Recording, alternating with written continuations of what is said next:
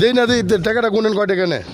1 2 3 4 5 হ্যাঁ, কয়টা খামে পড়ছেন? দেই 12টা বুথ না? দেই দেই, দেন দেন।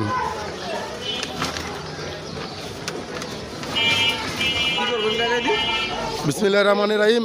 ওখানে যদি আপনি ভোট আমি সূত্রাপুর 44 নং ওয়ার্ড থেকে এই লাইভটা করতেছি। উনি হলেন একজন জামায়াতের নেতা।